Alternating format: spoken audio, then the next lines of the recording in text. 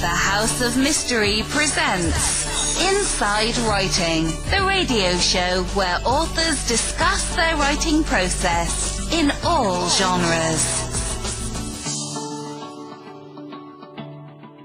Today we are talking with a mystery writer, and very interesting, huge amount of books here, big variety. It's great. So joining me on the line here is Joseph R.G. DeMarco. Hey, Joe, how you doing? Hey, how are you? Thanks for having me. Oh, it's a pleasure. It's a pleasure. It's always good. So, here we go. How many books have you written now? Let's see, 7 or 8, maybe. Wow. What got you into writing? Like, what was it that, let's say, give you the bug to actually write your first book? I guess I always wanted to be a writer. Never really got to doing the fiction end of things until a lot later. But when I was a little kid, I would do lots and lots of reading. My parents would take me to the local library and take a ton of books out. I remember reading the Dr. Dolittle series. I don't know if you know that. Yeah, oh yeah. I love old enough. Tale of Two Cities and Robin Hood, the Animal Farm, and all of that. And I just fell in love with things like that. The little worlds that were created, especially like the Dr. Dolittle series, so the Ring series and all of that. You get into this world, and I just thought, I'd like to create these things too. So you have a good imagination. Yeah. Well, it's good and it's bad. Sometimes you imagine things you don't want to imagine, but yeah, I do. Yeah. Well, I mean, we all do, I think. Yeah, I think so. Yeah, most of us do. We get into places, because like for me, for instance, when I write true crime and I'm dealing with family members and all this sort of stuff, you get all sorts of emotions and things that come to your mind and dreams, and so, it's kind of it's a weird situation. So, and it's just that's scarier than horror or violence in film. True crime is truly frightening. Well, it is. It is in the fact that you sometimes you sit and look and go, I can't believe this guy just is saying this. Like he's just so off. But so you do mysteries, like these are crime mysteries, right? Some of them, and, right? So where do you get your ideas about it? Is it from like a true experience, or something you've come across, or something you've seen, or someone you've known? Yeah, all of those, I would think, and I know for sure. I mean, for example, in the DeMarco Fontana mystery series, the first one is called Murder on Camac, which is a Camac is a street here in Philadelphia. And that's based on a journalist who got killed because, I mean, it's not based on this, and I made this up. A journalist who got killed because he was investigating the death of Pope John Paul I, who served for about 30 days in 1978. But this journalist in my book came across information which had repercussions all through the church and whatnot. And I was going through some papers on decluttering during this COVID period and came across a big news clipping that I must have saved, or my mother must have saved for me, about the death of the Pope. So it's been something that's always been in my mind. And that's what happens. You get these ideas, and sometimes they sit there for years. Where you actually do anything with them. But I know that's an idea that had been sitting with me for a long time. I remember that when the Pope died and they were blowing the smoke up for another one, all that. Because I was quite young. I was still in grade 9 or 10, I think. Mm-hmm. So, but it had an impact on me because I didn't understand it. Right. Right, because I wasn't brought up in a religious household, certainly not a strict one. And so it was a kind of I didn't understand what all the hoopla was and who the Pope really was and stuff. So, That's interesting. So, and when you take like your investigator in a series like this Marco character, how do you develop this person, and where does the idea of how you shape him and how he acts and reacts to things and develops? Is it just something that, like, now this is a full question, but a lot of people I've talked to that write crime fiction say that their characters are like their kids. They're very involved, and they love their characters, a big part of them, and so they really move along with the characters and develop them. Mm-hmm. Do you find it the same way, or do you do something different? I do. I mean, they're kind of like your kids, your friends. They live with you, and they live in your head a lot of the time. And so, yeah, I see what they do, but they confuse me too in some ways, because Marco is a sort of relationship challenged person. He has a difficulty settling down. Now, some people have complained about that, but it's just who he is. Maybe one of these books he will, but I find that sort of curious. Every book is something different with him. But he does grow and he does change. So even though you can read the books out of order if you want to see his development and that of some of the other characters, then reading them in order is probably the better thing to do.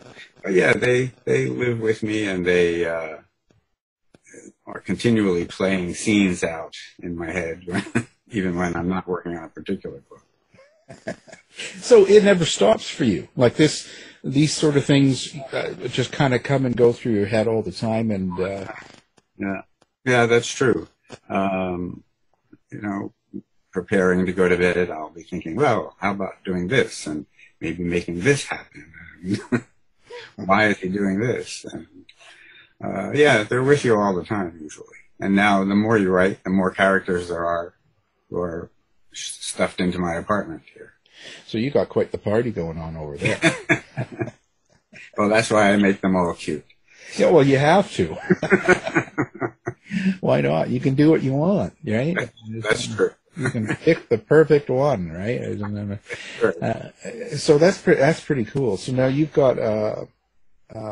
I noticed on your website and stuff, you've got like books on all sorts of things. So you talk about vampires as well. I guess you have 2 books on that. I have one, and the second one is coming out hopefully before the end of the year.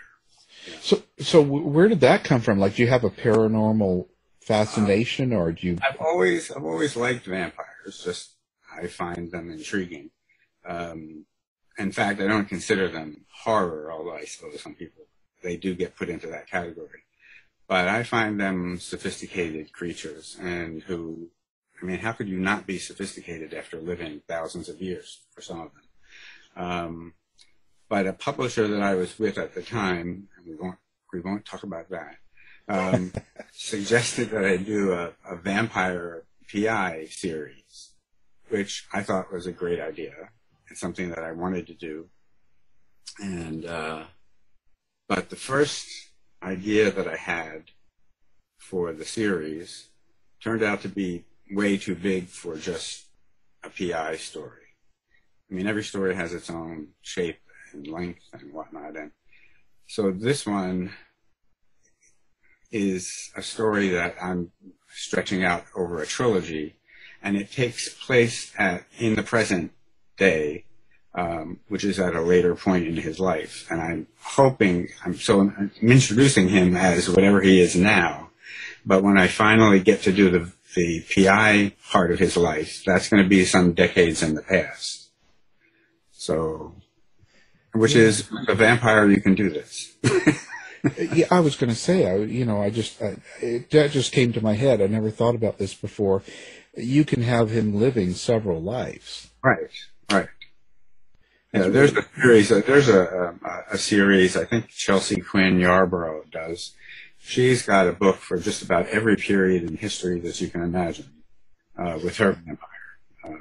He's not a PI, but he's a guy who has lived thousands of years. And it's interesting. I mean, ancient Egypt, the French Revolution, almost any period you can think of, she's got a book with this guy in it. Well, but I would imagine that would take a fair bit of work, because when you're going to write a book, let's say about him being a PI back years ago, you have to kind of make sure that the setting is accurate to the time, right? Like you have to fit, the way they speak and the way they're dressed and what kind of how they live their lives. So that takes a little bit of time. Yeah, it's like doing any other historical mystery or romance or whatever. You've got to get at least most of the details right. And I do read a lot of historical stuff, and it's often very good. But it is a lot of research. But my latest in the DeMarco series, the Vermilion Secret, took a lot of research, more than the ones previous, except maybe for the first one, because it has to do with the art world and forgery and all of this. So I had to learn a lot. I mean, I've always loved art. I've always spent time in museums, but learning some of these details is a whole other thing. So it's been good, and I enjoy the research. Sometimes it's the best part of it. I was going to say that's going to be the most work behind it, I guess, or do you find that the worst, or not the worst, but the most amount of work? It is a lot of work. Yeah. Well, doing research and then working out the plot are, I guess, two of the most time-consuming things. There's the characters; they just they're there. I can see them clearly. I can hear them talk. Not just my constant characters, but the new ones that come with each book. So yeah, the research and the plot take the most time. But the research is usually enjoyable because it's something I want to know about. It's not something that I've been assigned to do by some teacher. I've got to do it. Well, in a way. In a way. But you're the teacher. And I'm the teacher, right. Yeah. No, that's good. Oh, so where do you get your influences? Like, of course, some of the classics and stuff, but what in life sort of inspires you? I don't know. I think, mysteries have to do with creating order out of chaos, in a way. The chaos that's caused by the crime. And that kind of appeals to me because life can be pretty chaotic. So that's kind of an inspiration. But everything inspires me. I mean, I'll walk down the street and see people that immediately become a character. Situations in the newspaper. A lot of times it's real life things that happen that sort of ping off into another direction. What if this happened instead of that? And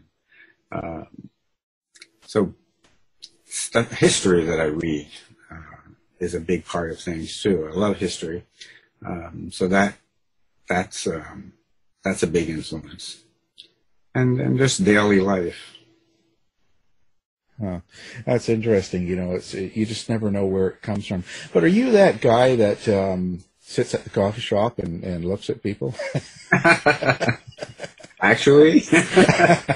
And then you create a whole history and story around people that you see. Not only listen, but not only look at them, but I eavesdrop as well. Oh, nice. Yeah. Well, it's not that you're taking their story. I love to replicate good speech patterns and dialogue patterns. And listening to people talk is really a big part of that. I used to write a lot of stuff for the theater, and that's all dialogue, and you have to get it right for it to be believable. So I developed a good ear for listening to people and how they say things, not just what they say, although sometimes that makes it funny, but it's how they say things that I find intriguing. And then also informs the writing, too. Well, and it makes it realistic, right? Makes it realistic, yeah. If you're influenced by the way people are acting toward each other or treating each other in a coffee shop or a restaurant or something like that. I mean, imagine you can't get better than that because it's real life. Real life, right. And real life is always just crazy. That's true. That's what I can say. I do get plenty of people who just come up to you, like waiting in a train station, and they'll engage you in conversations that you didn't necessarily want, but they kind of give you ideas and ideas for characters and whatnot. So it's interesting. I mean, you can find ideas anywhere. Yeah. Now, I've noticed in Lethal Attachments, now you're using former cops. Right. Is there a reason for that in particular? I just thought it would be interesting. In the first volume in that series, they're still cops, and they go through things, and one of them gets kicked off the force by the end of the book, and the other one leaves the force in solidarity and because he's fallen in love with the guy. So, and they form a PI agency. So in Lethal Attachments, that's sort of the beginning of their work in the PI agency. So why? I don't know. I just thought they'd have more experience working with crime and things like that as former cops. And they'd have a lot of connections. So I find them just fascinating. There's a lot that goes into being a police officer. So I found it good to do that. Yeah.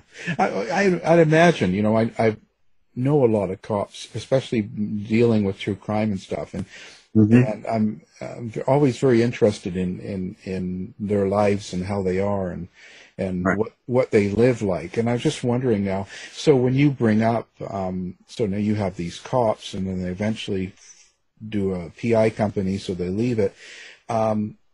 Is there a little bit of a social sort of description or a social sort of statement by doing that? Like cops that are gay, is that sort of still something that intrigues you? Oh yeah, I find it interesting. I mean, we have here in Philadelphia an organization, I can't remember the name, but of gay cops, and they're pretty active. You can find them on Twitter and whatnot, and they're nice people. One came and spoke to a group that I sometimes attend, and he was very good. So are they on Grindr too, or? I don't know. That would be nice. But I don't know. There's probably, of course, there's always residual feelings about these things. So I'm sure there's always some kind of feeling in the background on the force among some people. But I think that's kind of dying now. Things are getting a lot better. Yeah, I think they are too. I think things are moving slowly, but they do move forward. Like people start to accept the idea. It's just I just wonder if that's some sort of social commentary in effect that it's these are cops that are gay, and that's something that's not unusual, or in a way that's sort of what. Yeah, I guess in that sense that it's something not unusual. That they exist, and it's not that they couldn't have stayed on the force if they wanted to. The reasons they left are not because of bigotry. Right. So that's now. Do you when you do something like this and you have these types of people in there, your characters are cops and that? Do you talk with police then, or people that do the job, or stuff like that? Is that kind of how it? Usually, but I would like to do a little more of that only for verisimilitude purposes. I want to make sure things are right. I don't use a lot of, except for that first volume in the other series, I don't use a lot of inside the force details. But I would like to do a little more of that. So I probably will get in touch with, the guys in the organization here and just see if I can have a sit down sometime when I do that. Because it does, Marco has a lot of friends on the force. He was in the academy, but left for various reasons. And So he still has connections to the force and still deals with cops. So it would be good to get a little more background information from some people. Yeah. Do you ever get any reaction to using cops in a gay plot? Oh, no, not at all. No, because, I mean, it's sort of become just normal procedure. I mean, we have a festival here that every October around National Coming Out Day, although this year they're not going to do it. But it's a huge street festival. It's probably the biggest in the city. And there's always one table set up from the police department doing recruiting work. So I don't think people, I mean, I'm sure there's some people who have some reaction to that, but in general, I don't think anymore. I think they're proud of the fact. In fact, they've even marched in gay pride marches we've had. So. Huh. So I just wondering, because not in that world, so I'm just wondering what they, if there's any bite back or anything that comes back on something like that. Yeah. Well, I have a former student who's a cop. He's probably one I would begin to talk with about these things. Well, yeah. Personal attachments are great because you find out more of the real story. Right. Rather than someone you don't know or often, And there's more trust built there already because you have this connection from the past. So they know you're not out to do them dirty, so. Yeah. Well, that's pretty interesting. So now with your new book that you're coming out with, what's the basic premise of that? What's the idea behind this? Well, Marco's uncle is an art conservator who comes to town to chair a committee that's making a decision on a painting that might be a Botticelli. So the committee is deciding this. And in the midst of this, there's actually 2 murders, one of which his uncle is being accused of. And so he's got to and the police are not going to let him in on the investigation much, so he's got to do a lot on his own to get his uncle off from this charge or potential charge. But he finds out that this murder is probably, the whole thing is probably much more complex than he imagined to begin with. And he goes down all kinds of byways to figure things out. And eventually does, but there's an informal thing called the Vermilion competition, which has to do with a very famous forger, and members of the committee, along with a lot of other people, are competing to find his forgeries. That's one thing, but there's also the committee decision, how are they going to decide who's going to benefit by this painting being an actual Botticelli or not. And there's also competition for the directorship of a new museum being built in the city. So there are a lot of factors that he has to sort of wade through and figure out what's bearing on this murder and how he can get his uncle out from under this. Wow. So that in itself would take a lot of research, making sure you get everything right. Right. There's a lot of stuff. Because I would imagine you would get some sort of a bite back on that. Like if you did a book like this and then you sort of put in things that weren't accurate, people would, I would imagine it would be the same thing as in true crime. All of a sudden people snap back going, oh, that's not true or that's fake. Of course, right. Wow. Yeah. How do you find the readers? How is it in crime fiction? Lots of loyal people? You got people that follow through on your book series? I think so, yeah. I mean, they connect with me on Facebook, so I get feedback there from people who are interested in the series, and I get an occasional fan mail here and there. It accidentally gets to you. I see reviews on Amazon. So where they come from, I don't know. As long as they keep coming, it's fine. Yeah. And so I noticed because you have such a variety of writings, like your short stories, stripper studies, which of course I'm right there. Not because I could strip by any means. God, no, that ship is past 30 years. And nonfiction work. So, theater, all this stuff. Do you have a direction you're going in with your writing? Well, I'd always wanted to do fiction, but having been involved in the gay movement here in Philadelphia, I sort of got sucked into doing stuff for the gay press, which was fine and good and got me to meet a lot of interesting people, which helps because those become characters later on. So, but eventually I decided it was fun and it was interesting doing these interviews with famous and non-famous people all over the place. And it was good. But at some point I had to tell myself, stop it and get focused on what you want to do, which is fiction, and which is mystery, and maybe vampires now and then. So, and strippers. Right, and strippers.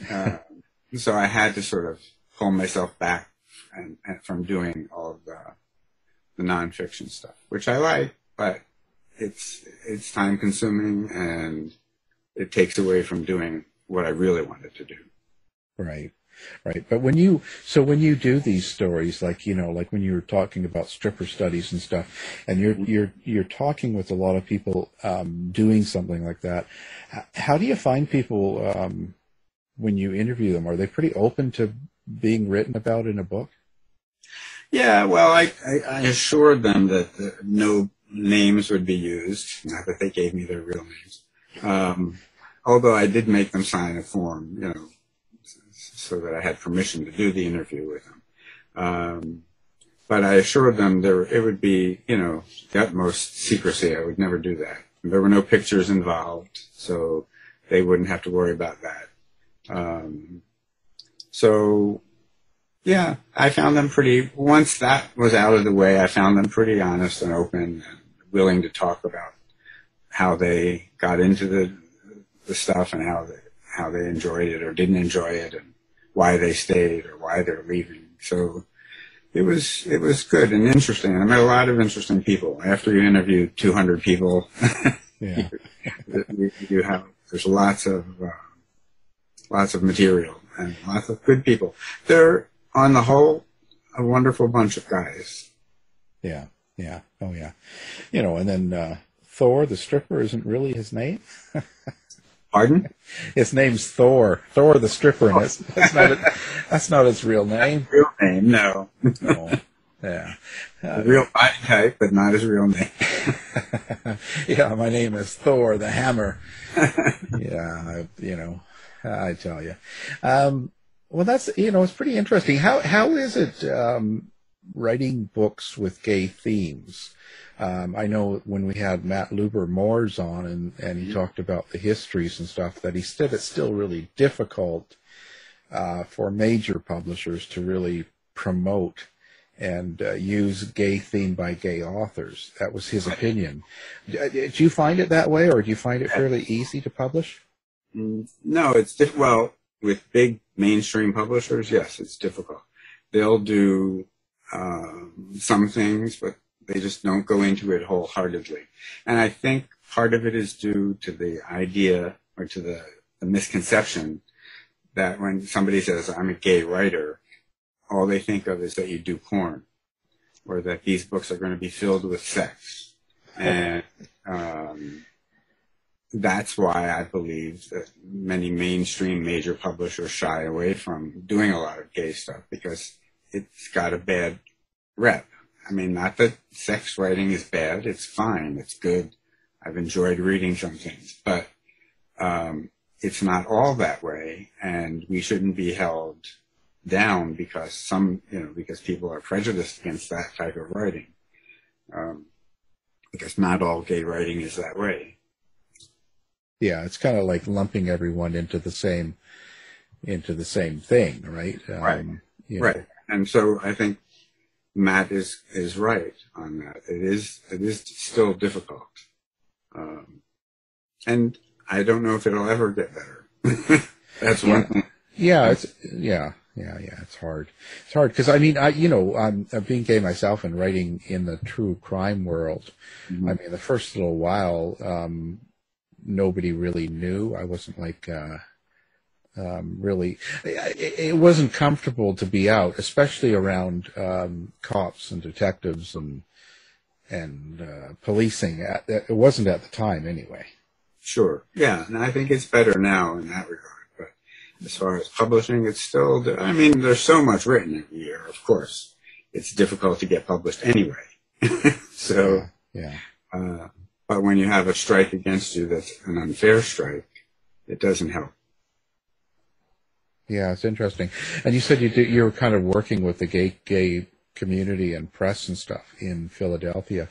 Right. Do you find that, how do you find things for gay people now in Philadelphia and in general? What do you think? Well, Philadelphia's a pretty good city for gay issues. I mean, we had a gay rights bill passed in the 80s. And there have been a lot of different things. You know, we've got streets named for famous gay people who've worked in the city. We've got markers, historical markers all over the place. So they've done, even in front of Independence Hall, you know, people used to gather there in the 60s, before Stonewall, to march around for gay rights. And they didn't call it that at the time. I think it was homosexual or something or other. Yeah. But yeah, so it's not a bad city. Huh. The thing is that our neighborhood has been is not as vibrant as it should be for a city this size. And we should have more bars than we do. But that's the hand we're dealt. So, yeah. Well, but you think that's because of modern, like apps and the way everything's gone online? People do more meet online and stuff, more that sort of hookup. Yeah, I think two things is that's one of them. The technology, you have lots more meeting places online, lots more ways to hook up than used to be in the bars, and so that's one thing. But there is that social component. People still need to be out and together, which is what's making the lockdown so difficult. But the other thing is when you get accepted, when you get more than tolerated, you disappear. And that's what's happening, I think, all over the country. Now people are pretty much accepted by almost everyone. And so you kind of melt into the general population, thinking that you don't need to be with your fellow gay people, but you do. And you find that out eventually. So. Yeah, no, I notice it's huge. Like I have a place up in Canada, and it's been, marriage was legal at least 10 years before the U.S., but it's really blended. Right. Yeah. And I sort of miss it, but I wonder if the younger generation doesn't miss it because they don't really know.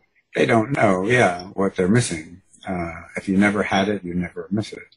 But I mean, I think, it's good and it's bad. It's wonderful that people are accepted, that people can fall in love with whom they please, get married, adopt kids, or have them in other ways. I think that's all wonderful, but we shouldn't forget ourselves in that. We shouldn't forget that we're here and we're different. I've always believed, no matter how similar we are, we're also different. We have a different viewpoint. Maybe that's disappearing too, I don't know, but I believe in a gay sensibility. Yeah. Yeah, for sure. There is a difference. It doesn't mean it's bad. It just means, right. Just different. Yeah. Not bad. Yeah. It's really interesting. Has any of this stuff, how's it affected you? I asked this of a lot of people this year, especially writers. Has it affected your writing? The COVID and the protests and all this sort of stuff going on. Well, yeah, I haven't stopped to really analyze everything, but at first, and even a little now, focus and concentration were sort of not good. Yeah. And so it took longer to do all kinds of things. And I find from different groups, online groups that I belong to, writers groups, that that was a common problem that people were having. I didn't realize that. I thought it was just me. But apparently a lot of people are having the problems. So focus and concentration. And I do feel, and I guess I'll wait until the lockdown is over to really figure that out. But I feel there's an underlying anger in me about this. It's just that it's a lot of missed opportunities all of these months. I had, like everybody else, I had tons of plans, and everything got thrown into the trash bin. So there's a bit of anger about all this, although it's not directed at anyone or anything, or it's just sort of an amorphous kind of feeling. And so that hopefully I'll channel it into something good. Yeah. I just wonder if that is kind of with a lot of people, and a lot of people don't understand or even realize they have that anger. And so then they get out to their Walmart and they start screaming at someone at the front because they're wearing a mask or they're not wearing a mask, or, and I wonder if it just sort of gets out of hand because of that. I think so. Yeah. If you don't recognize that you have something going on, it's liable to take over in you without you realizing or understanding what's going on. But I only just recently realized that there was this anger building up. So fortunately. Oh, were you out at Walmart screaming at someone for not wearing a mask? I try not to go out too much, just to do a little shopping now and then. It's kind of scary. Although a friend who's been really wonderful through all this said, you have to go out and take walks. The air isn't toxic. Yeah. Do this. And because for the first few weeks, I just was sort of, paralyzed with fear and not going out at all. Right. But that's gotten better over time. So. Well, I agree, but actually, for me, it stayed much the same, except for now we just record out of my home studio instead of going into a studio, and but I'm used to being inside a lot anyway. Yeah, well, me too. I'm used to sitting here at the computer, doing my work, taking breaks, watching TV. But I do, having been stuck here now for all this time, I do realize I did enjoy being able to just go out when I felt like it, to go to the store, go to 3 stores, go have lunch with a friend. And so even though I'm used to being inside, there are things I do miss. And it's kind of like being on a chain, Yeah. You used to be not on that chain, but now. Yeah, and it feels weird too if you go out. It feels like almost an alien place because Yes, a lot of places aren't open, or there's line up, and then there's it just has a weird sense about it. I wonder, for me, I'm writing dark anyway, but I ask this a lot. Do you think your writing becomes a little darker because of it? Oh, I hope not. I hope not. I wonder about that because, I have a love-hate relationship with the city, so see that in my writing at times. I'll criticize this or criticize that, but I'm always, but there's a lot of beautiful things in the city too. So, so that does affect it. I'm hoping this won't. I don't intend to deal with this at all in what I write. Right. As far as I'm concerned, it's a year of lost opportunities, and it's going to stay in the box. Move on from there. Yeah. Well, but I would imagine if you're writing a story, if you do write in the future, this kind of has to be addressed because, something, whatever happens in the long run. Right. In that way, I don't mind dealing with it. Yeah. As something that has happened and that we all went through. But I'm not sure that I'm ready or even inclined to do a story that takes place during this.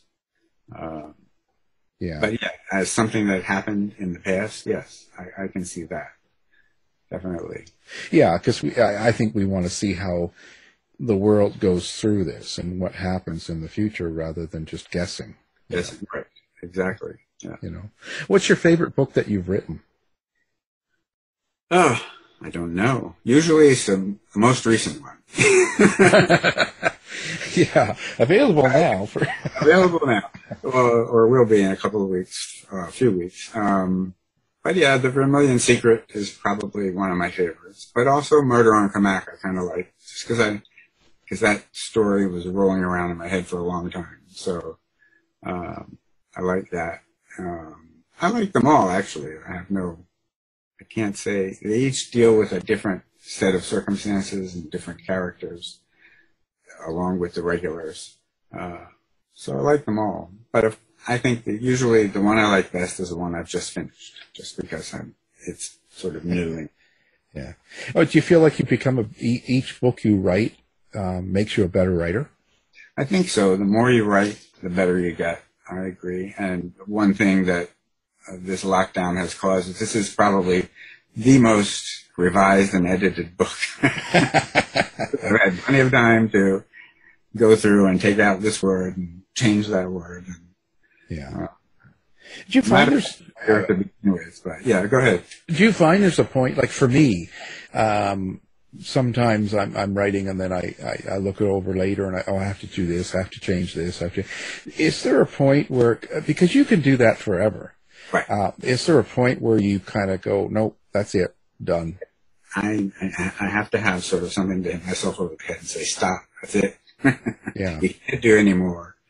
I mean, there are certain words that I have that are kind of like verbal tics, and this whole lockdown situation gave me the ability to go through the manuscript and take them out and work with those. And that's kind of interesting. And I think I learned something doing that. It's like you said, you become better every time you do something. But yeah, you can overdo it. Sometimes you just have to stop. As long as it's grammatical and it's fine, maybe it's not pretty, but you just have to stop and put it out there. Yeah, I agree. Otherwise, it'll be 20 years. And right. 20 years in making. Yeah, and it's kind of silly. So if for new writers, and let's say new gay writers, what's your advice? My advice is to read, and then write, preferably all at the same time, because reading teaches you a lot. If you read as like a writer and not just for pleasure, you read, and especially if you find people whose work you really admire, then you learn something by reading their writing. But there's nothing that substitutes for actual doing the writing. That's what, like you said, you get better every time you do it. Well, the more you do it, the better it is. You may throw out a ton of stuff, which is what I'm doing now. I found stuff that I wrote years ago. It's all going into the shredder. He's got the shredder running right now. Shredder is running, yes. No. So, yeah, but I think that's it. And then study. Go to conferences. There are plenty of there used to be plenty of writer conferences to go to. And workshops and stuff like that. I mean, some people love being in critique groups, and I used to do that, but I don't find that I want to do that anymore. But yeah, there are plenty of those around too. So there are plenty of things, learning experiences, but the best is doing the reading and doing the writing, and learn. Yeah, right from the heart, right? Right. You know? Yeah.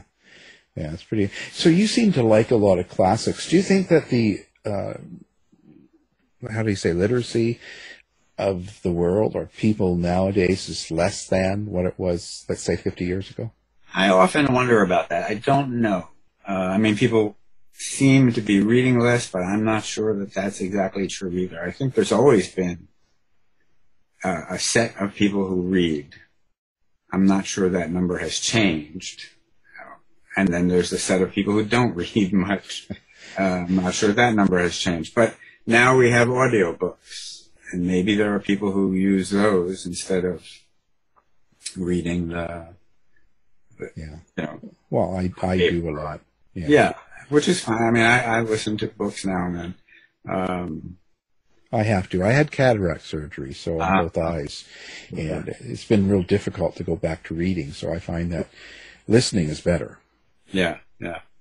Well, it is good and it's fine as long as I haven't really gotten into. We did a couple of books as audiobooks, but I'll have to get back into seeing about that. I wasn't very convinced that was the big thing to do, but I should do more of it anyway. Yeah, actually they do well. The books I have out in audio have done really well. And now I've got over 200 on my Audible app, and okay. So I don't know. They're so good now. 5 years ago, no, but now they're done really well. Right. So I recommend. I think there's more people now who can read than used to be. Well, I just wonder because whether they go out and buy a book, I don't know. No, but not only that, just the way people write. I mean, sometimes I wonder because a lot of, when I write and you read other writers and stuff, I don't know if I see as many of the classic type writing nowadays. Mm-hmm. That's as literate, Yeah, I know what you mean. Yeah. I mean, it's the world that we're using text. And right. Everyone's into abbreviations and shorthand, and I know.